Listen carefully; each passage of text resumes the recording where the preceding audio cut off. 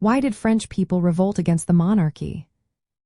Imagine living in a country where the king owns everything, and most people struggle just to survive. That was France in the late 1700s. The people were fed up with unfair rules and rising hardships. Back then, French society was split into three groups called estates. The first was the clergy, the second the nobles, and the third was everyone else, including peasants and city workers. The third estate made up most of the population but paid most of the taxes and had little say in government. The nobles and clergy enjoyed privileges, like not paying taxes and owning land that peasants worked on. This made many feel the system was unfair and outdated. Economically, France was in trouble. The government had spent a lot supporting wars like the American Revolution. They also spent a lot on royal parties and buildings.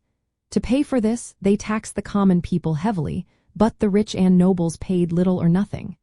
Food shortages were common because of bad harvests, which made bread prices skyrocket. Poor families couldn't afford enough food, and hunger made everyone angry. Meanwhile, new ideas from the Enlightenment were spreading across Europe.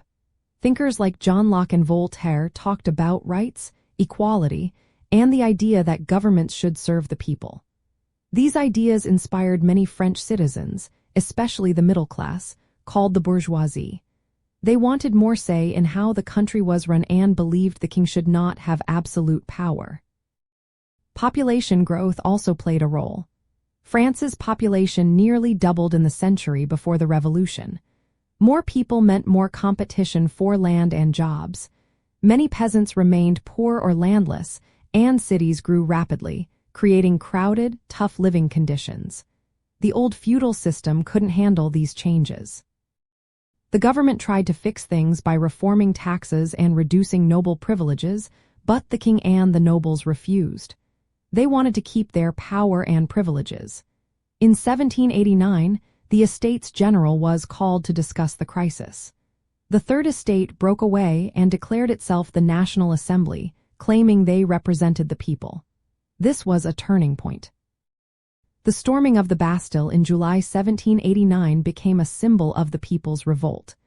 It showed they were serious about challenging royal authority. Soon after, the old feudal privileges were abolished, and the Declaration of the Rights of Man and of the Citizen declared everyone's rights and equality. All these factors combined made the people realize they could no longer accept the old system.